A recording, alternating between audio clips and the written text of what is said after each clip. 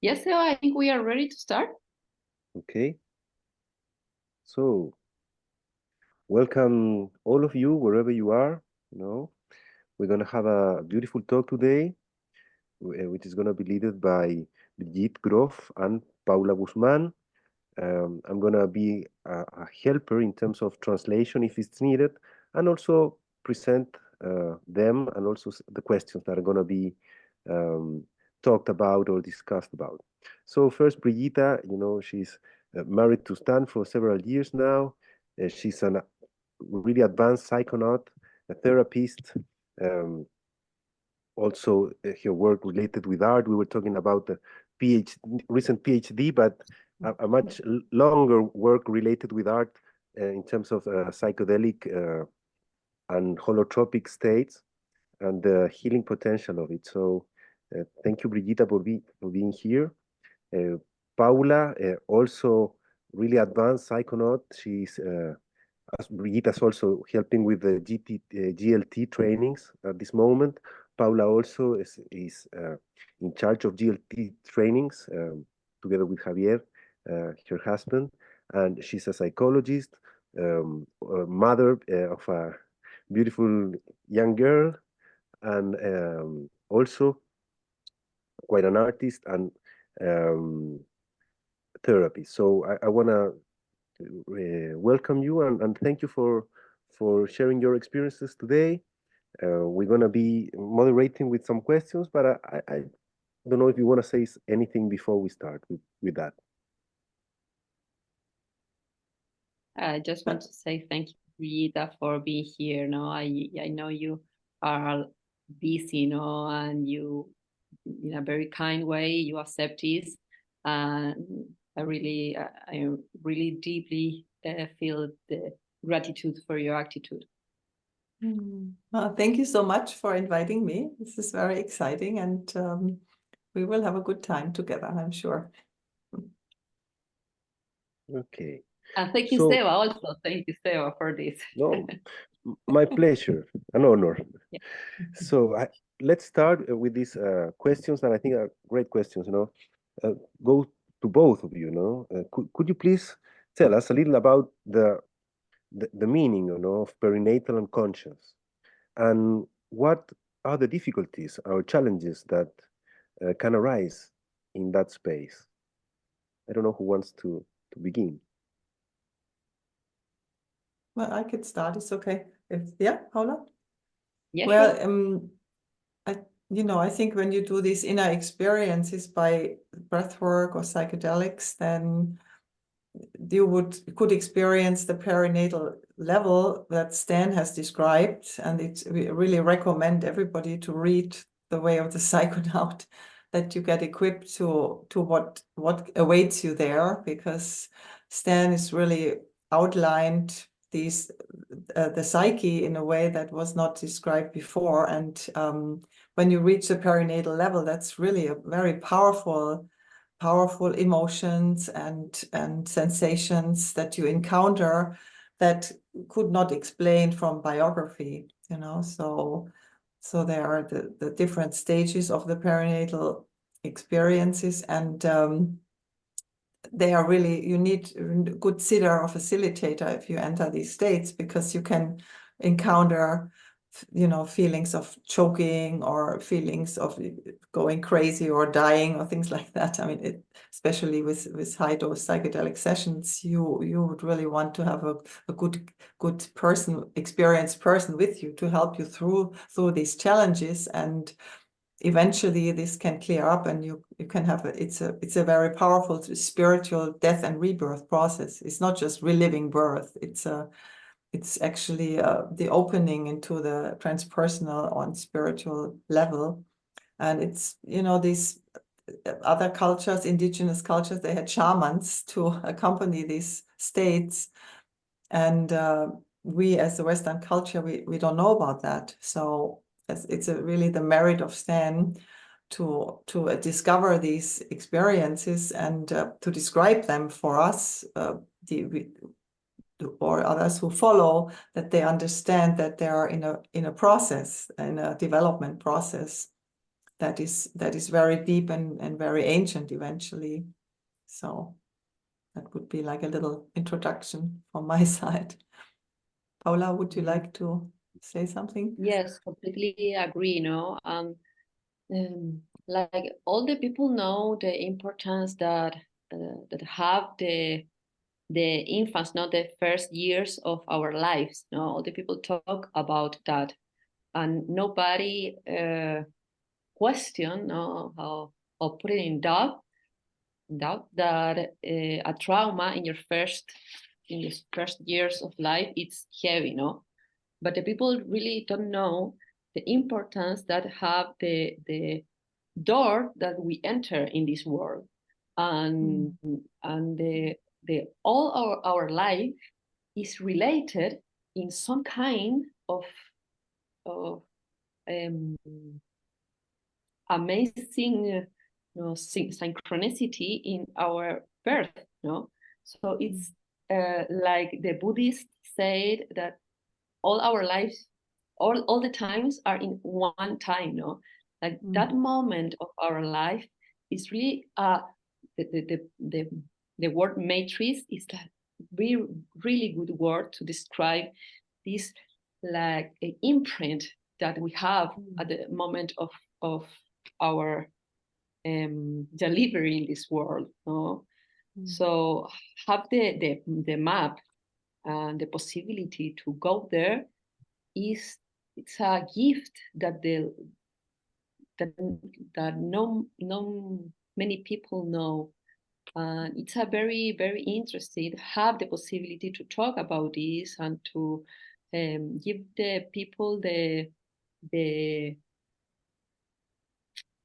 courage or the knowledge that it is possible go there, and it's not only for a few people. Everybody can go there with the correct and the right tools.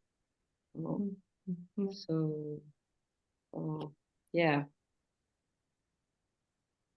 and I'm also answering the question about this period, the prenatal level.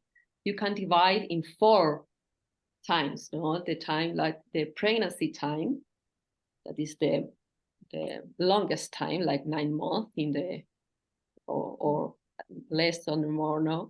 And then you have the BPM2, like is the when the period of delivery start, but the all the cervix is closed and you don't have any possibility to go out. So this is a challenge, it's a challenge part of the delivery. I don't gonna go deeply in this because we can talk about the matrices like many hours now. And then you go to the 3 matrices, and in this part is like the going through the birth canal, and it's also very challenging because have a lot of emotions, some aggressivity, some sexual emotional rise also here, but it's a kind of you are in a position of victim and the victimarius. It's like a very, very complex time. And then is the 4 matrix, is the time that you finally delivery and you are out of the body, your mother body. It's also have a specific emotion related with that. Also, like Brigitte said, we recommend you read the way of the psychonaut, because you're gonna learn a lot of these and understand in a deeper way, and the first matrix is it's like heaven, it's beautiful, it's all you can dream, it's perfect. You're floating in an ocean of grace and spirituality, without thought, without problems, just feeling connected with all the universe. No, so the first stage, and all go through that stage, is it's very a place for developed spirituality, love, compassion, all of this. But sometimes some people I wanna raise yeah. I was raising my hand, because this also Yeah. take us to another question, the concept about toxic womb, which is quite different experience than what you just described, If you could please tell us a little bit about that, the toxic womb experience, Well, I mean, ideally is happening like Paula was describing, the pregnancy is good, the mother is happy to be pregnant and she has good relationship with the child, nothing bad is happening outside, they have a good connection. So that would lead to a memory of our experience like you were describing, Paula. But sometimes there are disturbances during the pregnancy, the mother might be drinking or smoking, or she might be stressed, or there might be violence in the relationship, or that she could be pregnant in a war or in a really difficult situation. Or the other thing that we both relate to very much is that it's not very well known, but there could be the RH. There is in the blood there is it's called RH factor, rhesus factor in German, I don't know, and then it's a plus and a minus, and if sometimes the parents are not compatible, and then this leads actually to a state which is like comparable to a constant attempt of abortion. It's kind of the maternal organism is kind of repelling the fetus. And I mean, there are attempted abortions that would also be traumatic, but this would be a very special situation that quasi 9 months, instead of floating in this happiness, you would feel, the fetus would feel attacked, or or be feeling sick, nauseated, and those could be then, or even in the worst case, the fetus could die. So if it's really bad, then usually it gets worse with every child, with every pregnancy. And then what can happen is when the baby's born, it needs complete blood exchange, to get rid of the that quasi poison blood, which of course would lead to another disturbance of a personality. I mean, imagine you get born and they take out your blood and you get the blood of somebody else, what that means. I actually know somebody who had that experience, and until the late adult life doesn't know who he or she really is, as an identity problem. I mean, I think it's even when people transplant organs, it's not very much research yet what that makes to the psyche of the person if you get the heart of somebody else or something like that. I think that must do something. And so if you get the blood exchange, I think that does something to the psyche, or even the fetus, the baby could die.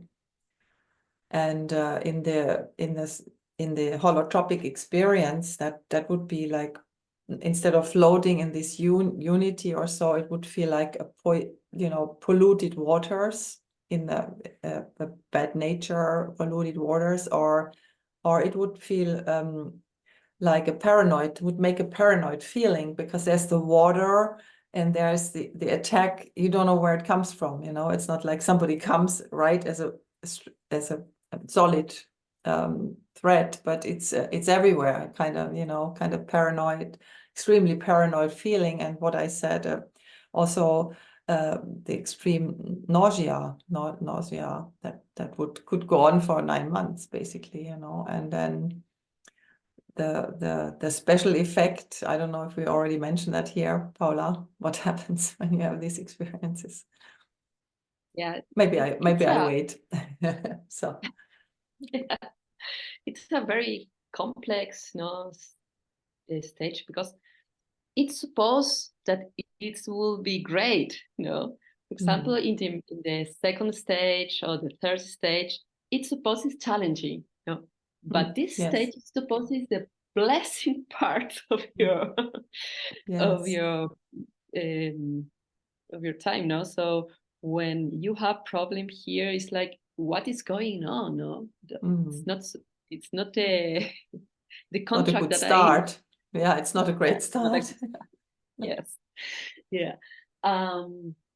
And the fetus it's really small, no? It's just a couple of cells, no? It's pretty small. So the problems starting here are very difficult to the psyche to integrate because the brain is not developed. So also I don't want to say that a 9th-month baby can integrate pretty easy all the challenging in a matrix 3, for example. But in this stage, the complex I think is bigger because the confusion it's worth.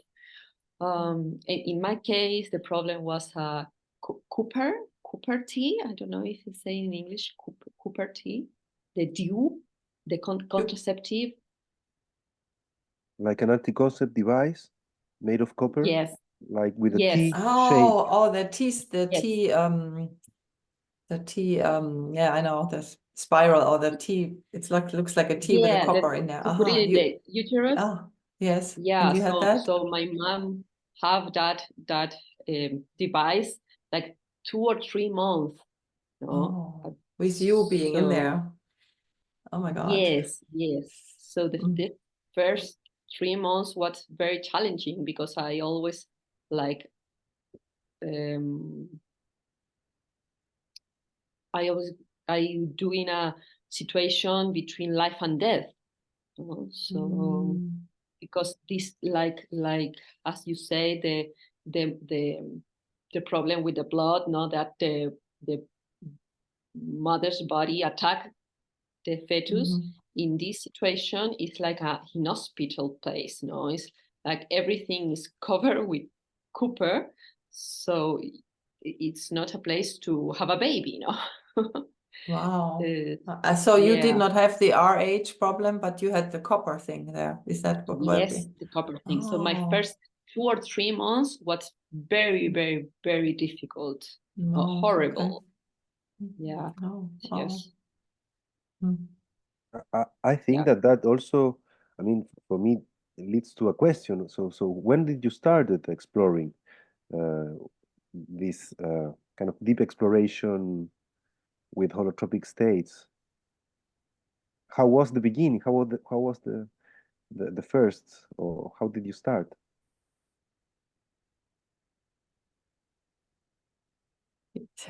You want to say something, Paula? How did you start? Okay. For me, start when I beginning with meditation, mindfulness, in deepest state of meditation. Like I always meditate like long periods, 1 hour of meditation, and in that moment I start feeling like nauseous. Sometimes I feel the sensation that I am like who says desmayar, like a blackout. Faint. Blackout. Like I'm going to faint. Yes, faint. Yeah. And then when I learn about Grof theory, I go to my first holotropic breathwork. This was pretty difficult, and I start to do systematic work with holotropic breathwork and psychedelic sessions. And at the first time, I didn't realize that the problem was the BPM1 because I didn't know about this thing. My mother told me after when I realized, and I got to talk to my mother and say what happened, what happened to me, because I know that something happened.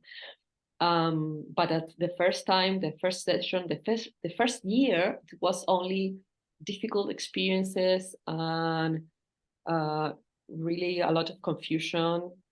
And the psychedelic session was very challenging. I think if you don't have the correct guide, the correct people around you, it's impossible, have the strongest to go through this. It's for me, it was crucial, essential have people around me, like Vida, Stan, Javier, that encouraged me to go through these because it's very, very, very challenging situation. Yeah, and like 10 years ago, I started. So yeah, that was my beginning. Thank you. And Brigitte, you? Yeah, well, for me, it actually came only later. I'm almost since 38 years now that I started with holotropic breathwork. I came to Esalen and I started with the breathwork and training and so on, and psychedelic experiences. And I never didn't have nausea. It was only like, I don't know, maybe 15 or 20 years ago, when I did this deep inner work, I was getting totally sick. I felt totally sick, and so after a while I thought, well, maybe my body doesn't want this anymore. I mean, maybe my body doesn't like the substances or something. I'm allergic or whatever, and maybe I should just not do it, and so I stepped back from certain kinds of psychedelics. It was not with everything, but some things were bringing it up, and I tried everything. I expressed myself and, all kinds of things, but I just couldn't get out. So I thought, okay, this is maybe some allergy. I stopped, and then when I got back together with Stan, of course, I mean, he's the man. So I said, well, I have this problem. Would you help me? And he said, sure. And we did, a session, and it started. I got totally sick. I got scared and sick, and I was throwing up, and I was just totally miserable. And we did some work, and then it got better, and then I was just sick again. It was terrible, And then I had even the experience of being born, which is supposed to be the great thing. You get out of all the trouble, and then you're up there, and there's light, and you feel happy and well. 5 minutes, and then I was sick again. Unbelievable. And I was even I said to Stan, your theory doesn't work, this doesn't work. Your books don't work. Forget the books, because I thought, and now he's there, the master, he must heal me, I mean, he must do the thing. And where I am, I'm still sick, It was so terrible. And then after the session, I didn't really talk with him for 2 days because I was so disappointed that he couldn't fix it, And then, then we were actually thinking about it. What is going on, And then another session, the same thing happened, and so I don't know how. Somehow we figured that this must be coming from this RH memory, because it's kind of diabolic, because when you have that in your blood and you get born and you get out of that situation, it's still in you. So now that means it still continues. The condition, it's really traumatic. You just can't get out of that stuff, And so we figured that must be coming from this RH incompatibility, And so, I mean, at least the thing had a name. And there's, like Paula said, there's only one way you continue, with a really experienced support. And I mean, I was throwing up constantly. It was terrible. But then, which actually was really the deepest and the best, is the 5-MeO was the most powerful medicine to work with that. And I would have experienced that I was throwing up the fluid from the womb. I could really feel it would come out, the poisoned fluid would come out. And then after a long time, it got better, and so I think I'm out. I'm not so sick anymore. It's amazing. I mean, we had quite some discussions, Paula, and you and I, about the despair and the terrible feelings, and also you get paranoid, or you get angry, whatever. You're not an easy patient in that state, I tell you. And so you better really have somebody who's well trained and knows how to help you through this, and that eventually it's going to. Stan always said you're going to get through. It's going to get better. It's going to work. I was like, well, next one. But and it's really important to really express it, not just a little bit. I mean, many people don't want to throw up, but it's the only way to get something out and make the grimaces and the sounds and everything that comes with it, shaking and whatever, everything that wants to express itself. That's really important. That's actually what we teach in our training, in the Grof Legacy training, how to work with these states. And that's why it's such a great training, because I mean, you don't want to be in that state and somebody sits for you who doesn't have a clue. You don't want to have that. I mean, no. No. Right? No. Paula, no. Well, No, one of the questions. no. So one of No. the questions was, where did you get the strength or the support, to go through all this? And you both had kind of the best of the best, that you can access, in terms of the holding space by Stan himself, and in your case, Paula, Yes. by Javier, and also supported by Brigitte and Stan. So beautiful. Well, actually, I said to Paula was also my teacher, because she was so brave and courageous, and she did all these really high or deep experiences, and she was getting better. So I said, okay, if you get better, I will get better too. So, but if you know these states and you have gone through this, then you can encourage people, because it's going to work out. There's no way that somebody who has only theory and no experience with this could help you with this and support you. No way. Yeah, That's why we're so invested to do that training, that the people can learn the breath work, they can learn the body work. Especially the body work is so important. If you're sick and you can push on the belly on the right place and get it all out. And also sitting for psychedelics eventually, that the people have their own sessions, quite a lot of sessions, and their own experiences, and they get worked on, that they feel what it is to be worked on, that they get familiar with these challenges. It can be so challenging. And I said to Stan when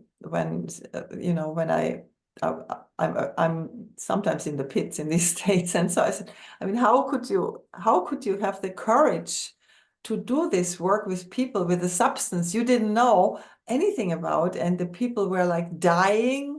And they were like, this is call the ambulance. I am dying. It's not a session anymore, or they were going crazy and things like that. How could you continue and have that trust? And he always said, well, I was just so curious, and so I was such a courageous person. And we have now the advantage that we have people who are trained in that way, and also we have the literature. It's really, really important to know about these ways, because when you're in these states, it still is different than what you read in a book, but you can remember that, oh, this is what Stan was writing, or what he meant with the third matrix or whatever, or death rebirth process. Oh, okay, wow, yeah.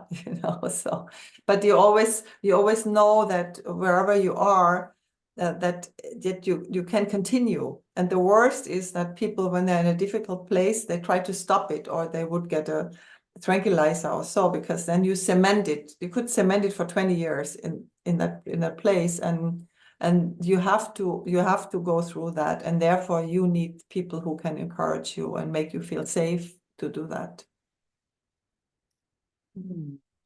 Yeah. So I want to say also that it's happened something pretty similar to you, when you are going to this session, and session after session, you only feel suffering, a lot of pain. For me, it was a really physical pain, like pain in my stomach, also the nauseous, vomiting, and all this paranoia. And also, if you are going to many sessions like this, and you like say, when this gonna change, no? And it happened the same, no? Like the stand work, maybe stand is really wrong, no? Maybe they do this Doesn't theory work. for a few, no? So, no, it's like confabulating some theory about the wrong things about Stan. No, he really don't know that not all the people really have these, and also these maybe these substances maybe it's very heavy for myself, for my body. So I start to change the substances. No, so maybe the problem is the LSD. So I try to with psilocybin. I try to ayahuasca. And the same happened. No? So it's like, oh my God, what can I do? No, this is not the substances. It's me. It's my consciousness. Answering the question that you said, where we find the strength to go through this. I think for me it was for one side the theory, no, the stand theory, the map, no, the presence of the stand, because I have the possibility to talk with him and he give me the advice, no, the correct words to say go through this, no, and also in some part of me there is some hope that the life can't be only suffering. No, it is not possible. I have that idea that this is not possible. There is something more, and with the map, the correct map, the correct people, and the correct, I think, intention of you can go through this, and also many change start to appear in my life, no? Like, for example, going through this difficult session, I start to see part of me that I didn't see before. For example, I realized that my relation with the sport climbing, no, rock climbing, it was the need to be near to the death. It's very symbolic. Are in a rock, no, pending only to a rope that is in your belly, no, going to somewhere, no.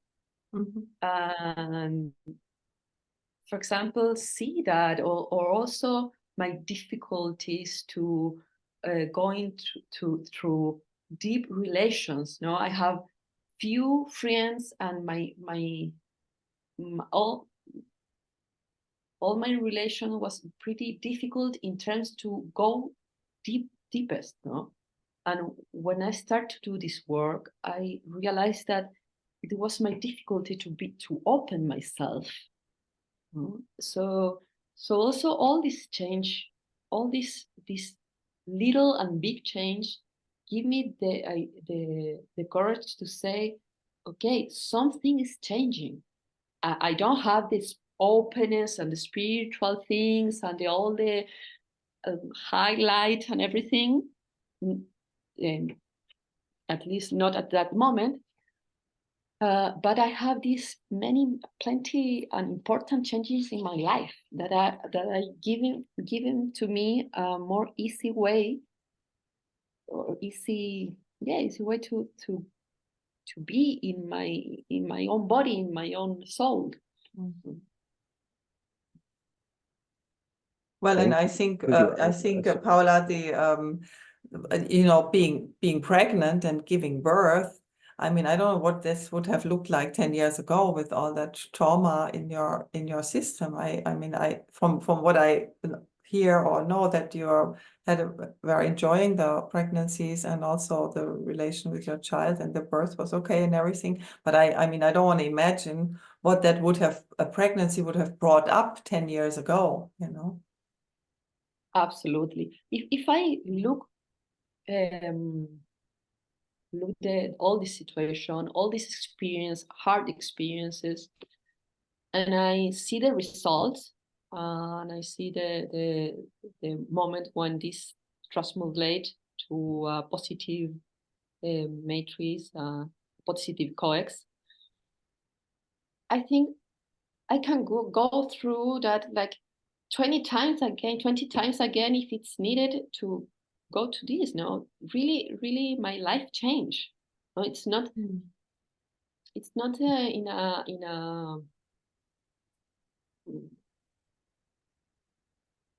not in a few way. No, my life changed in a whole way. No, my relation with me, my relation with my parents, my relation with my friends, with my husband, with my entire world change. You know?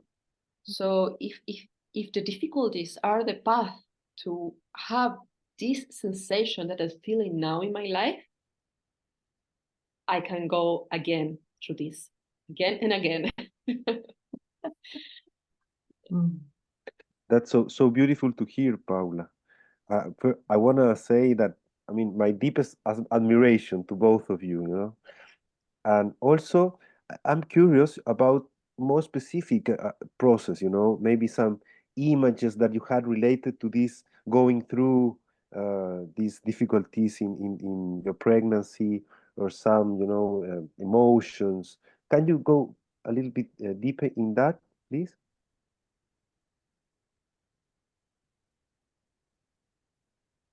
For me, for example, I immediately goes to my mind a session when I feel myself like a fetus without hands, not only the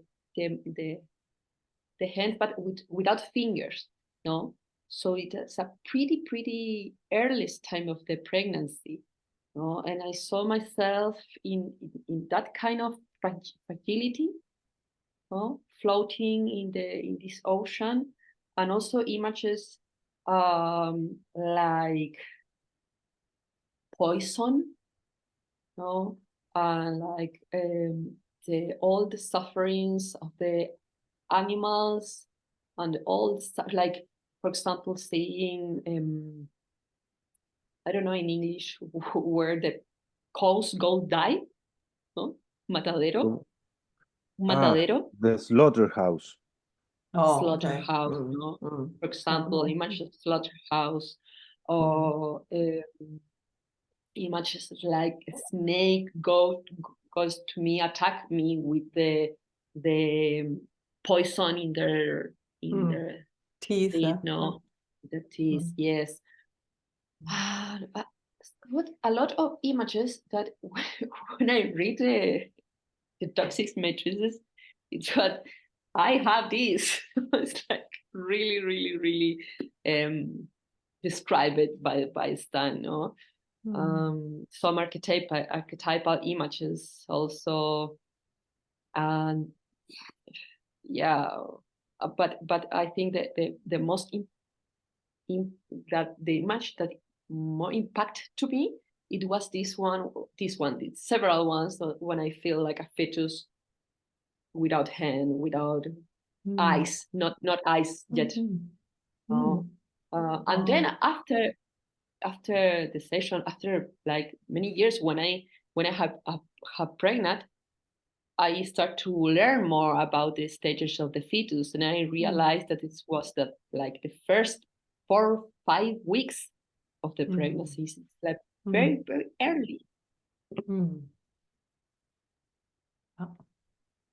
Did you also feel, I mean, this tea thing, it has like a metal thread, yeah? Did you feel like attacked from that in your experience? No, I never feel the tea like the device, but always feel like the poison the around copper, by the copper. Yeah, I mean, yeah, that's what is supposed to not have the pregnancy happen, right? I Yes. think by poisoning the.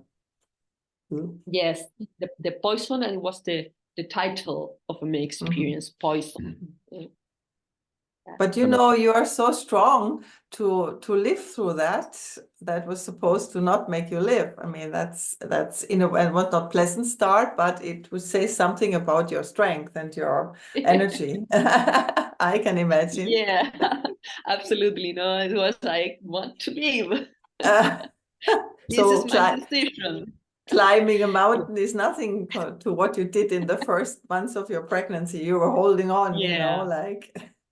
Indeed, when I experienced that specific moment, the moment that I felt that life is winning to death, it was amazing. It was a pretty amazing moment. No, like I felt like hundred of dragons goes up and goes to the sky, like feeling the strongest these archetypal animals, no, and felt life is it's strong, and life is it's like crushing death.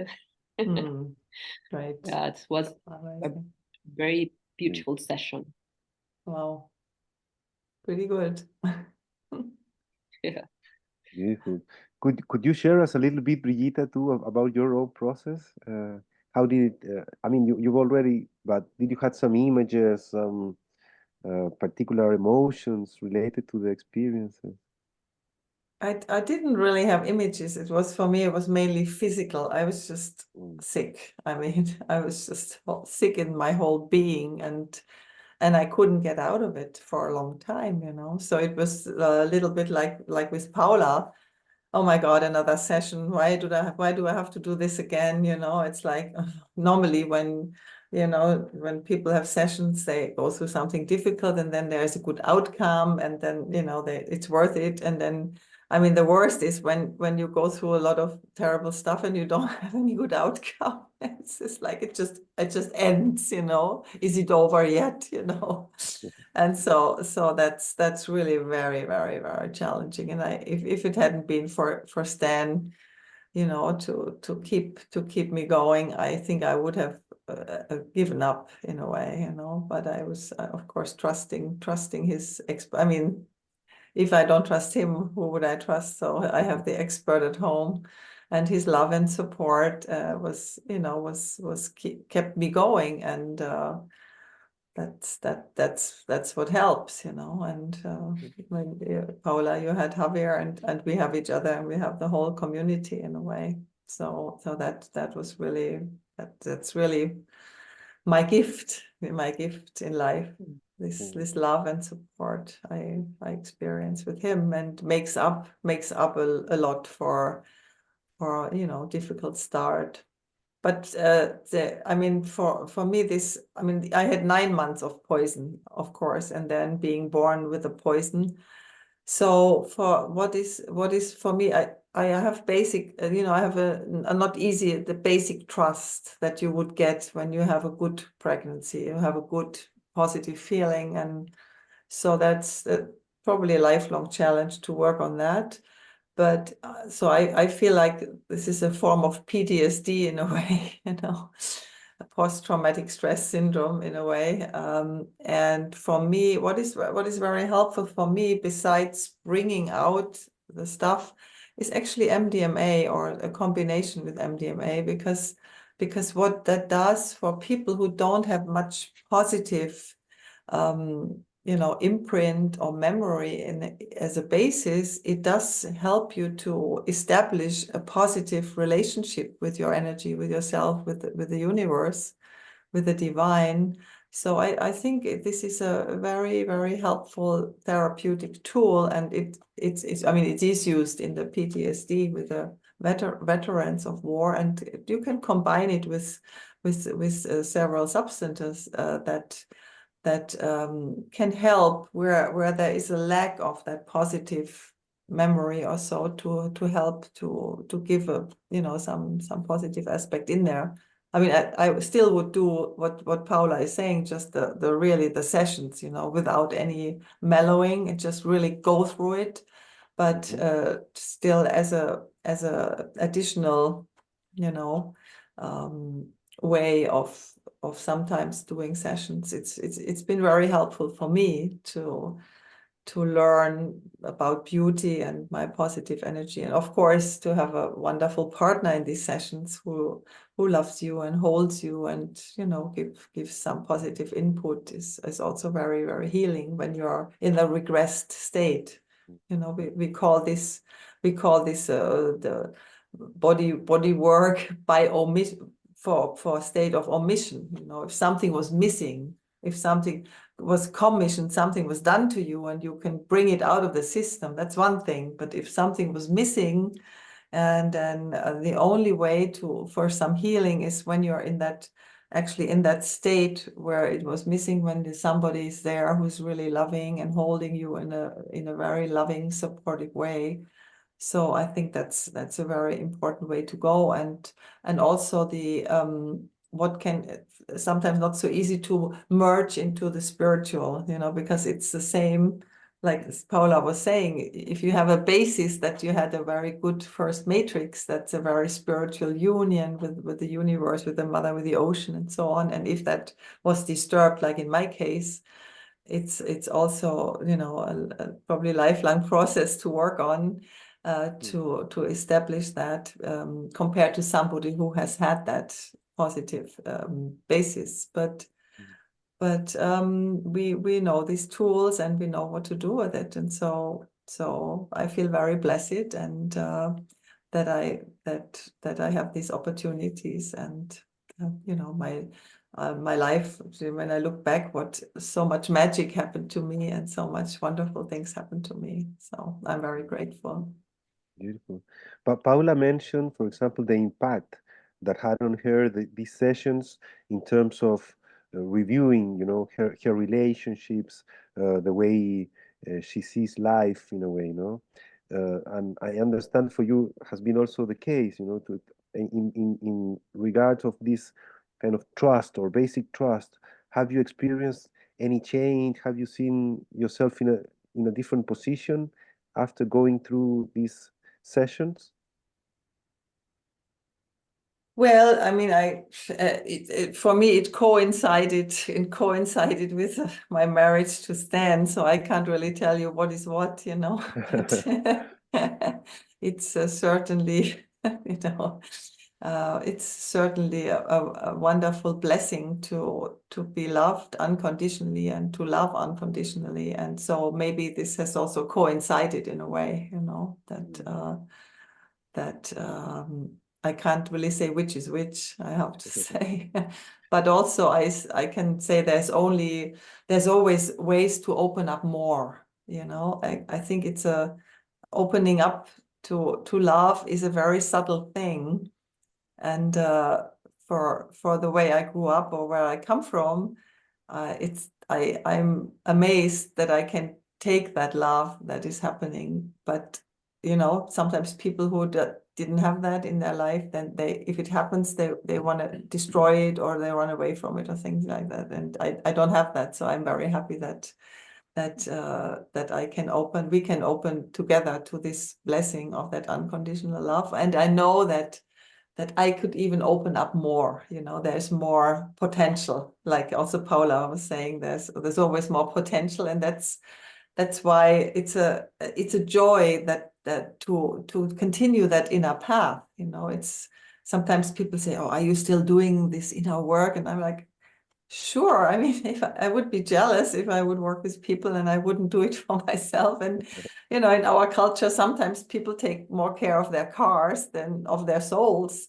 So for me, always to go inward, do these inward journeys is so enriching and so beautiful, and gives life such a different dimension than going to the bank or to shopping or to the taxis and so on. It's like, and also in relationships, you can get eaten up so much from everyday life business. Did you do this? You have to do that. Why didn't you do this? You know, and then if you join and if you can enter these spaces together, that's such a beautiful blessing to share, and a deep connection with oneself and with each other cannot be reached in everyday consciousness.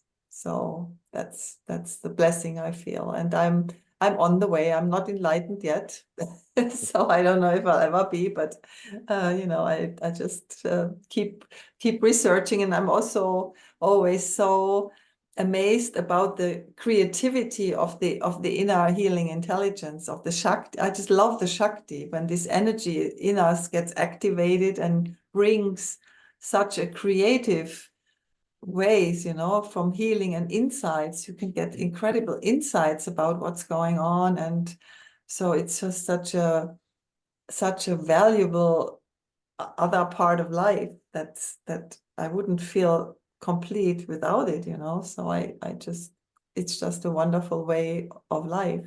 So I can just recommend it. I mean, it can be tough, but it can also be, it can be also be so rewarding and so beautiful. So Beautiful. I'm a little curious because both of you are artists, you know? And so how is art as a kind of integration tool, or you know, a process that can go on parallel with deep exploration, can be used, or potential about that? I don't know if you can say a few words about your thoughts in regards to art in relation to holotropics. Yeah, for me, the art is uh, a friend, no, a friend who I can talk uh, every time that I feel overwhelming, no, for difficult emotion or also for beautiful emotion, no. So the art for me is essential.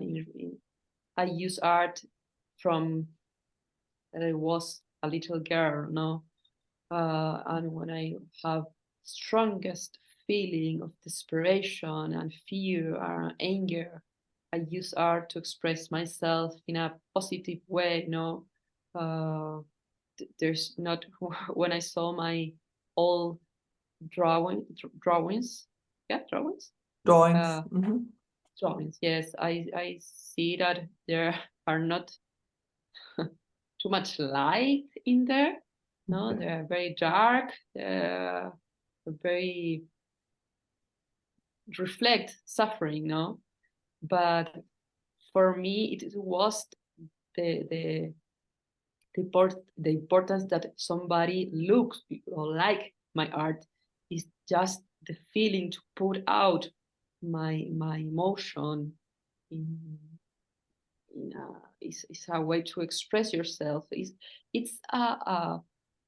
when you don't have words to say what are you feeling because the words are too hard, or maybe um, language sometimes is not enough to express yourself.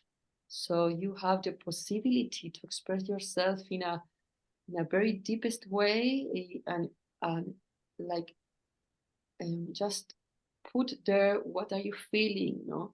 And after it's also important, I think, using this tool after the session, because also give you this opportunity to put out your emotion in not a conceptual and structured way. It's like more like just letting go, you know, what are you feeling, what is there, what is inside, and you can express with color, you can express with a specific form, with um, an image, or just something like it's emerging in that moment, no. So it's beautiful. Use the art like a tool to integration. For me, it's a very important tool, very useful tool. And when I see my history of art, I saw the difference between the first stage, the middle stage, and now my drawings are with colors that I never used before. For example, and with like you can saw some spirituality emerging, not some. You can saw spirituality emerges in there. So it's beautiful have this partner in your life. You know? So that is my relation with art. Also, my parents are artists, so I have a very close relation with art. Thank you. Brigitte, you wanna add? Yes, as actually, you know, the theme of my dissertation is holotropic art. And so the inner healing intelligence, the Shakti. So what we've just been talking about. And for me, my art has, I'm not, you know, born artist like Paula and no parents of artists, but I actually, when I finished my studies in psychology, I wanted to study art, and I started to study art. But then I went to Esalen and I discovered Stan's work and all these people around. And so eventually I had to abandon my studies of art because I was going to the holotropic world. And before that, you know, the art that I was doing was like what you do in art school. You paint something you see outside, you know. And when I started the holotropic breathwork, of course, we started to do the mandalas after the sessions. And so you're expressing what you experience from within. So that was a total shift of perspective. And that has stayed, you know, after to do art after or paint or draw after a session is really, really important, like Paula just explained, because you just bring out your experience in different forms and different ways that are beyond words. And then so later, since I've, you know, been doing this quite a while, I switched and I started to make like a diaries, you know. I had like a bigger book blank, and I would write down my session with the date and so on, and then I would make some drawings in there. So well, I could even show this. I mean, this is like one book I have like this, and this is and then I put in like, you know, like experiences, and I make these little drawings with it. Let me see this. And so it's actually, they're not really, you know, they're not very artistic or so, but over the time it's like a report, you know. And then and it's very simple. It doesn't have to be very, and I make little notes to it. And so what is happening over the time, I get a diary. Actually, Becca Tarnas, she came to visit, she said, this is your Jung's red book, you know, like the red book. And so what is amazing is that you can really see your development over the time, and some themes appear, and then so there was one very interesting that I was experiencing. The artist in me was trapped, you know, really in like a box or something like that. And then later I met my art mentor, my art teacher, and in my 40s, when I felt the art was missing in my life, the holotropic was everything and so on. And then with him, I found a way that he was actually doing art in the group, like we do the holotropic work. You do it without any intention, you know, you don't have a plan. You're just there and you just do something, and you don't make a thought about what you want to do. You don't say, I want to make this or that. And so I was so amazed that he had the same attitude like we have in the holotropic work. You wait what comes from within. And so I started to do artwork in that group, and it was it's not as sophisticated as technically as if I had studied for 5 years art, but since I'm all the inner work I've been doing, it comes from a depth, you know, that the other people in the group did not have, clearly, you know. And it came out more like a kind of shamanic art, or motifs like shamanic motifs and things like that. So that's also holotropic art in a way, but not like the direct what you do after the session, but it comes from the collective unconscious, and then certain motifs would come again that resonate with my soul. So that's how my artwork changed in my, you know, in that process. Beautiful. Thank you so much. myself, I could be here listening to you both all day long. Thank you for sharing. And I don't know if you want to share anything else, been going through a little bit about the perinatal domain, the perinatal unconscious, particularly toxic womb, challenging BPM1, also how this can impact in our lives, in our daily lives, and how working with these states can help us, to have an easier way through life, also the help of art in integrating and also having this kind of diary, of the psychonautics. And uh, I mean, let's open a little bit, and anything that you would like to share with us beyond what we've been going through already.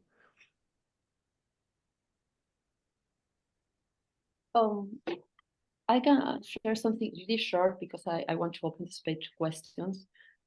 But I want to say that when I ask to myself, what is my motivation to share with people such difficult situation like this, such a difficult experience like this experience, and I believe that my motivation is like to try to show that the difficult experiences are a bliss, they are not a punishment, they are a bliss because they give you the opportunity to really, really, really help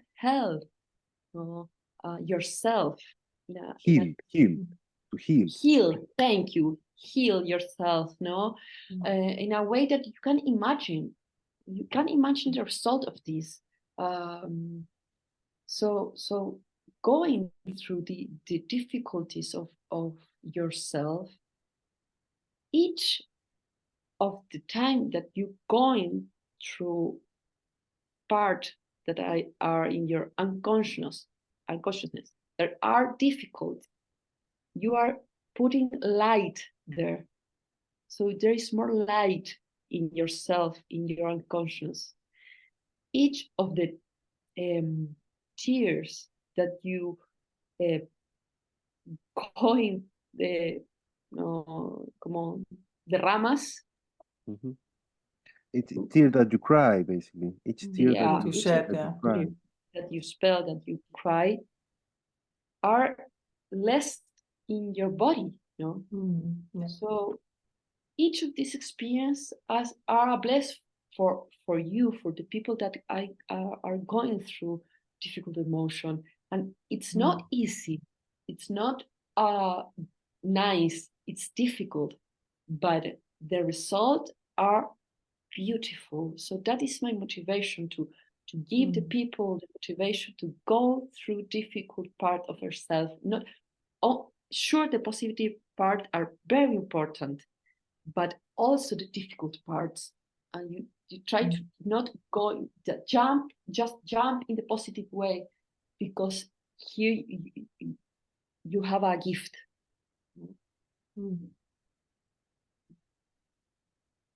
Yeah, it's very empowering to be able to do that. And sometimes when I'm leading a workshop and lots of people are crying, somebody said, how can you stand that, all this pain and the crying and the screaming? I said, well, it's music in my ears, because the real suffering is silent, and the moment it gets expressed, it's leaving the system and it can transform into energy, and so that's what you were saying, Paula. And in the beginning, when I was at Esalen, I had so much pain in my body everywhere. And then I got all this body work and in the breath work. And one day I said, God, why do I have so much pain in my body? And the voice was like, that where the body work works, and you will learn how to work to the body work, And well, and if you have gone through these challenges, you are going to be a really wonderful facilitator and for other people, because you really know how to help them get through that. And I said that before, if you are in the pits and you have somebody with you, you would exactly feel if they're confident and if they know what they're doing. that's the reward you get when you have gone through this. You will know, and you can help people, and help yourself and help people. So Beautiful. Thank you very much. I think that we have some time for questions and answers, Q&A. You, Paula, have the, or do I help in some way with that? There are some written questions.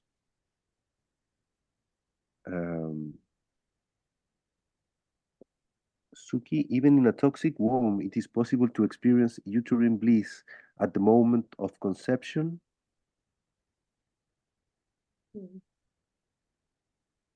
The bliss is not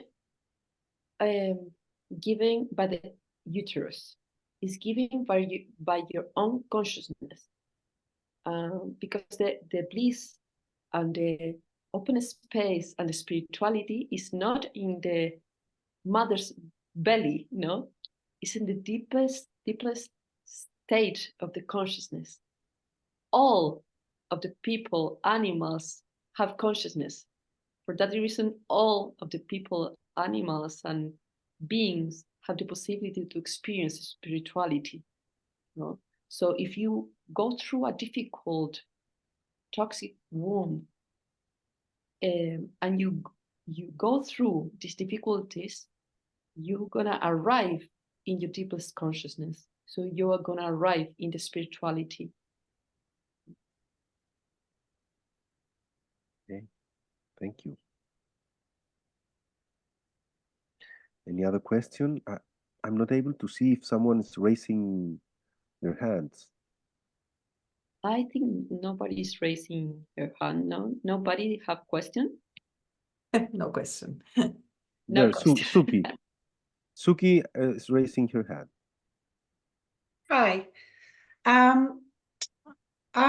This is a subject really close to me because I did experience very toxic womb and entry into the world, and I have trained in breath work and had rebirthing experiences. How do we, in these transpersonal states or psychedelic experiences, actually heal developmental trauma and this toxic womb scenario?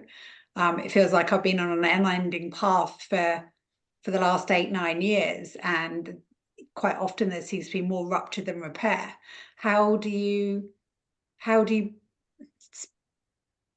What seems to work? Is it the safety of the space, like Brigitte was saying? Someone has to be very, very experienced in these spaces. Like, how have you seen people move through this scenario?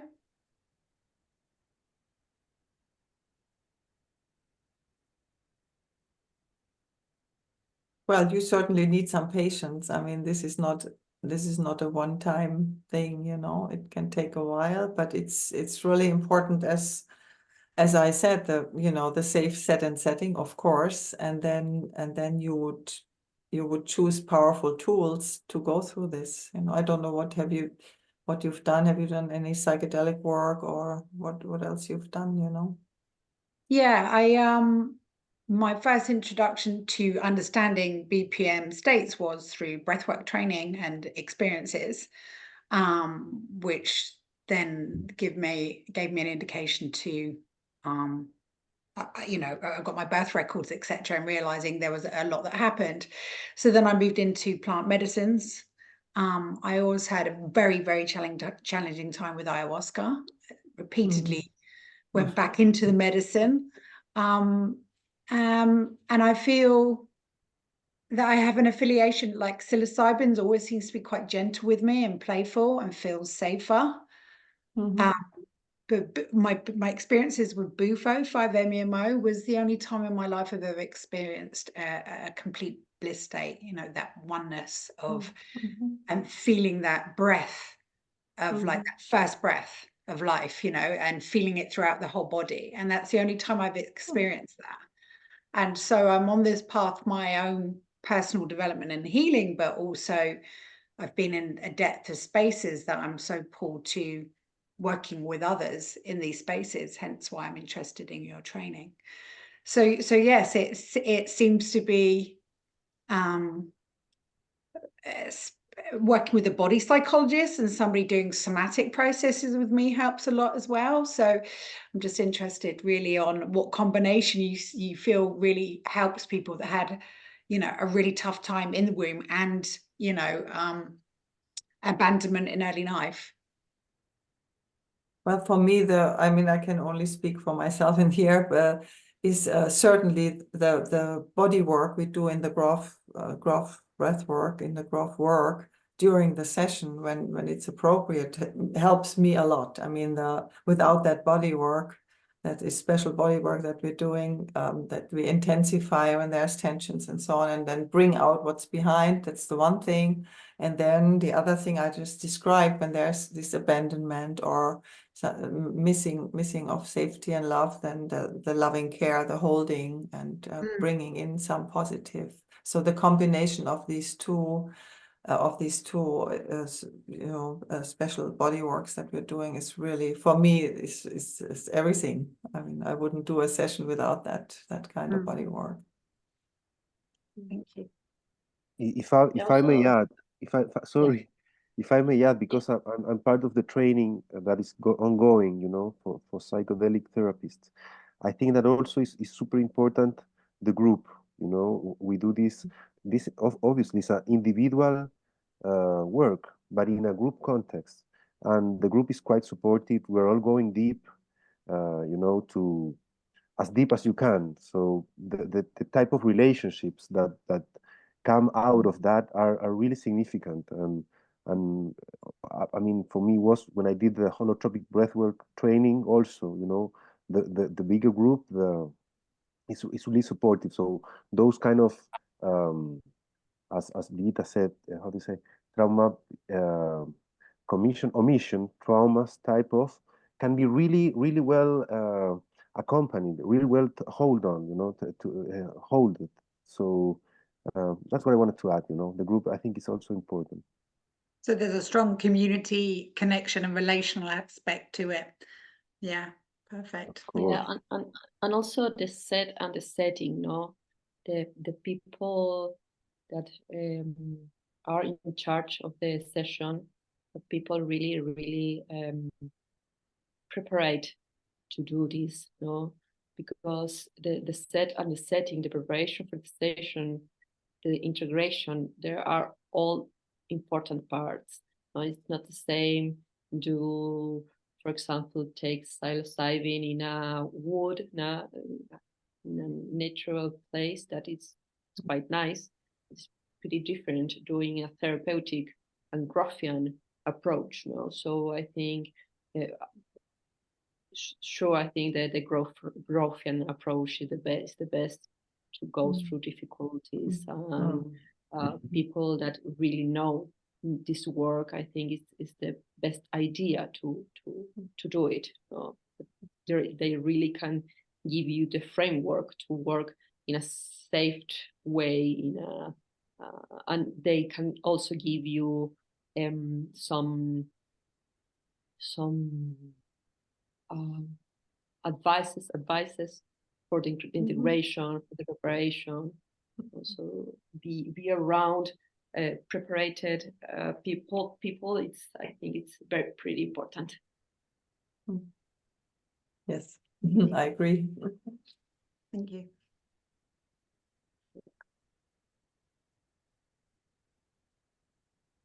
So any other questions? Please raise your hand or write the question in the chat, Q&A.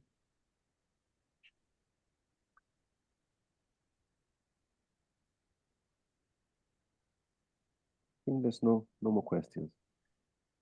If I may add, I really love hearing you, you know, listening to you, both of you. And I think that at least for me, the way of continue being, you know, of receiving this amazing gift that is holotropic exploration, or through, first of all, holotropic breathwork, but then with psychedelics too, in the Grofian framework, you know. kind of the way of continue receiving the gift is to share it. That's the way, you know. So I think that is so beautiful that this training is going on, because I'm lucky to be part of the first generation, and it's really a great setting for developing these abilities that it's not only theoretical, they have to be, you know, practical. You have to go through it. And there's no better, as Paula said, there's no better framework to go through these sometimes challenging experiences than the Grofian framework. So thank you for inviting me to this talk, and thank you for sharing. Thank you for inviting me. It's been wonderful with you, Paula, and with you, Sebastian, and all the people that we don't see, but we know are there. Thank you for coming and joining. And I would say, I mean, this is the best training available. So if you're interested in psychedelic training, you would be very, very great to be in that one. That's I can say. Thank you, Brigitte, for your time. I really enjoyed this time. No, it was a very comfortable conversation, and also thank you, Sebastian, for doing this, for being with us, and also thank you, Noelia, that is around there, no, because she is holding this meeting. So thank you also for your work. Yeah. So. Hi, Noelia. Thank you. So I think, yeah, we're gonna open the space for question about the training. So I'm gonna say to you, Brigitte, bye. No, so you can not. Okay, wonderful. Your time in this part. Okay, sure. Okay, so bye everybody, and thank you so much, and have a good time. Bye. Bye, Brigitte. Much love. Thank you.